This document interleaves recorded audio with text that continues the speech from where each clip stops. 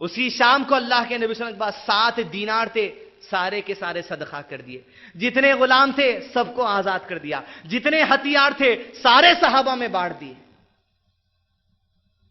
رات کا تہجد کا وقت چلتا چلا گیا، یہاں تک کہ اللہ کے نبی صلی اللہ علیہ وسلم کی زندگی کی آخری 12 ربیع الاول کی فجر کی نماز کے لیے حضرت بلال مسجد نبی پہنچے.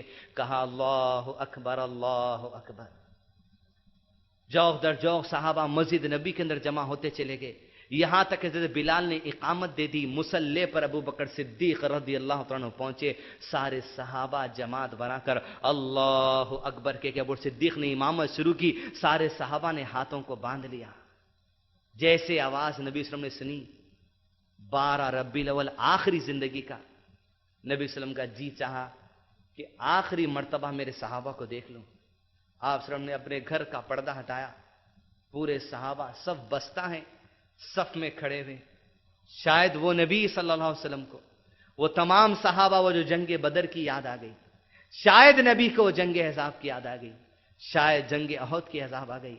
شاید وہ انصار جو اپنا گھر بار سب کچھ چھوڑ کے مشرکین مکہ سے لڑ کر اللہ کے نبی صلی اللہ علیہ وسلم کو لے کر آ گئے. وہ ابو بکر صدیق جو اونٹوں پر بیٹھ کر کئی سفر نبی صلی اللہ علیہ وسلم کے ساتھ کیے. وہ عمر بن خطاب جو اللہ کے نبی صلی اللہ علیہ وسلم کو کئی معاملوں میں مشورہ دیا کرتے تھے. وہ سلمان فارسی، وہ حضرت بلال، وہ حضرت علی، وہ حضرت زید، بڑے بڑے صحابہ صفوں میں کھڑے ہوئے.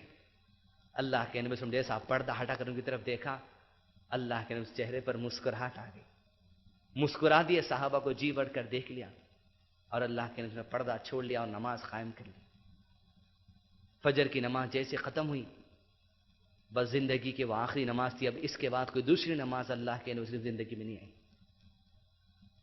فجر کی نماز کا وقت ٹلتے چلا جا رہا تھا، گھڑیاں کٹتی چلی جا رہی تھی، یہاں تک کہ اللہ کے نبی صلی اللہ علیہ وسلم نے حضرت عائشہ سے کہا کہ عائشہ، خیبر کے دن مجھے جو زہر دیا گیا تھا، مجھے ایسا لگتا ہے عائشہ اس خیبر کے دن کا زہر میری جان کی رگ کو کاٹتا چلا جا رہا ہے.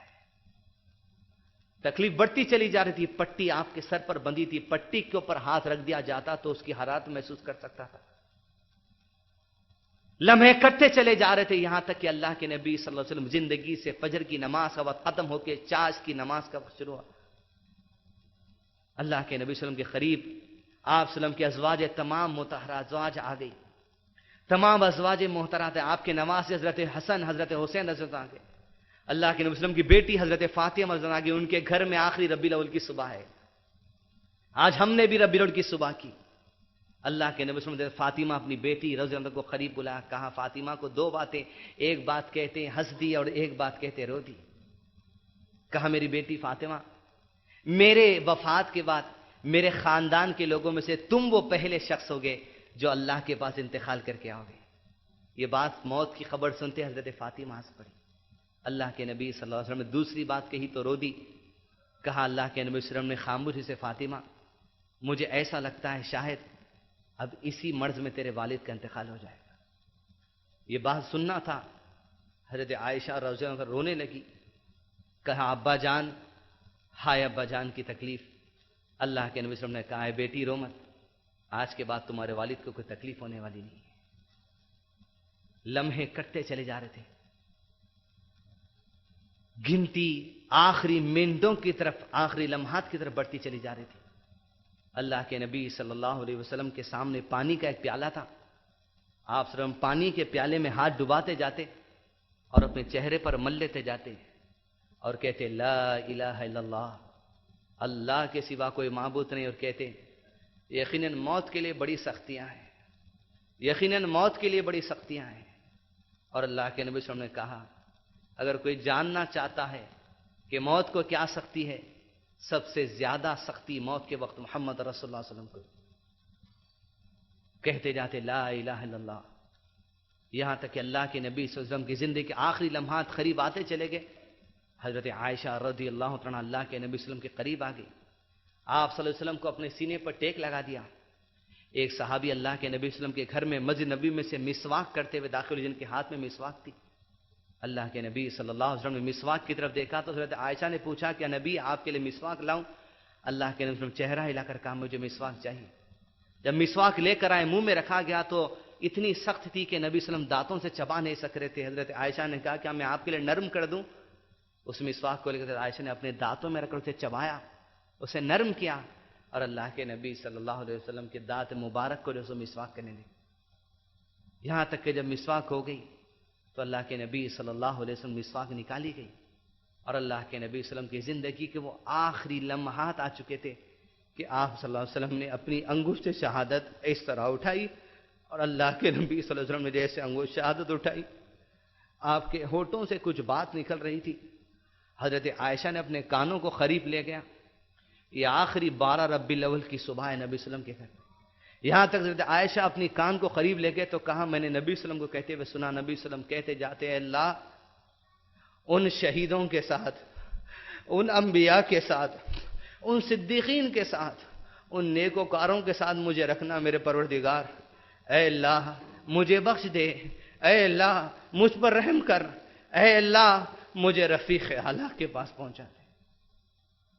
یہ آخری ربیع الاول کی صبح ہے نبی محمد رسول اللہ صلی اللہ علیہ وسلم کی۔ وہ نبی کی زبان پہ آخری لمحات میں الفاظ ہے، اللہ مجھے بخش دے۔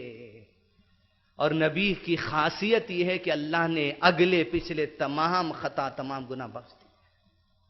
یوں اللہ کے نبی صلی اللہ علیہ وسلم کی انگشت شہادت اوپر اٹھی، حضرت عائشہ رضی اللہ عنہ کے سینے کو ٹیک لگائے تھے، زبان پہ بخشش کے کلمات تھے، اور اللہ کے نبی صلی اللہ علیہ وسلم نے کہا کہ اللہ کے نبی صلی اللہ علیہ وسلم نے آنکھوں کو چھت کی طرف کیا، اور کچھ ہی دیر کے بعد اللہ کے نبی صلی اللہ علیہ وسلم اپنے ہاتھ کو نیچے ڈال دیا۔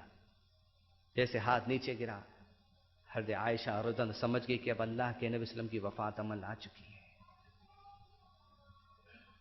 صحابی کہتے ہیں، جس دن اللہ کے نبی صلی اللہ علیہ وسلم نبی کی حیثیت سے مدینہ آئے تھے، ہماری زندگی میں سب سے خوشحال دن تھا، اور جس دن اللہ کے نبی صلی اللہ علیہ وسلم کی وفات تھی، اس دن سب سے اندھیرے والا دن ہماری زندگیوں میں کے لیے وہی تھا۔ یہاں تک کہ خبر مدینے کے اندر تیزی سے پہنچ گئی۔ عمر بن خطاب رضی اللہ عنہ کو جب اطلاع ملی تو تلوار کو میان سے نکال کر کہا، اگر کوئی کہہ دے میرے نبی صلی اللہ علیہ وسلم انتقال کر گئے تو اس کی گردن کو تن سے جدا کر دوں گا۔ میرے نبی انتقال نہیں کیے گئے، میرے نبی زندہ ہے۔ جیسے موسیٰ کو اللہ نے 40 راتوں کے لیے بلایا تھا، میرے نبی کو بھی بلایا، میرے نبی ضرور آئیں گے۔ ہوش کھو دیے عمر بن خطاب۔ ابو بکر صدیق سنتے ہی تیزی سے اپنی سواری لے کر مسجد نبی پہنچے، مسجد نبی کے باہر اپنے اونٹ کو لگایا، اللہ کے نبی صلی اللہ علیہ وسلم کے گھر میں گئے۔ آپ صلی اللہ علیہ وسلم کے جسم میں اتھر پر ایک چادر ڈال دی گئی تھی، گھٹنوں کے بل اللہ کے نبی صلی اللہ علیہ وسلم کے قریب بیٹھ گئے اور چادر کو ہٹا کر رسول اللہ صلی اللہ علیہ وسلم کی پیشانی پر بوسہ لیے اور کہا، اللہ نے جو ایک موت اللہ کے نبی صلی اللہ علیہ وسلم کی زندگی میں لکھ دی وہ آ گئی، اب اس کے علاوہ کوئی دوسری موت آنے والی نہیں۔ گھر کے باہر نکلے، عمر بن خطاب سے کہا، عمر یہ بات چھوڑ دو، تم سختی میں ہے، تم ہوش کھو بیٹھے ہو، یاد رکھو جو کہ رسول اللہ صلی اللہ علیہ وسلم پر ایمان رکھتا ہے وہ جان لے کے نبی کی تقدیر میں جو ایک موت، جو ایک وفات اللہ نے لکھ دی تھی وہ آ چکی۔ اب یاد رکھے جو اللہ پر ایمان رکھتا ہے اللہ کو کبھی موت آنے والی نہیں ہے۔ انت الاول فلیس قبلک شیء وانت الآخر فلیس بعدک شیء، وہ ہمیشہ سے ہمیشہ رہے گا، اس سے پہلے کوئی نہیں تھا وہ ہمیشہ سے، اس کے بعد کوئی نہیں، وہ ہمیشہ رہنے والا ہے۔ یہاں تک کہ خبر پورے مدینے، پورے عرب کے اندر آگ کی طرح پھیل گئی۔ اللہ کے نبی صلی اللہ علیہ وسلم کا جسم اتھر 12 ربیع الاول کی صبح اسی طرح رکھا گیا۔ 13 ربیع الاول کے دن بھی جسم اتھر گھر ہی میں تھا۔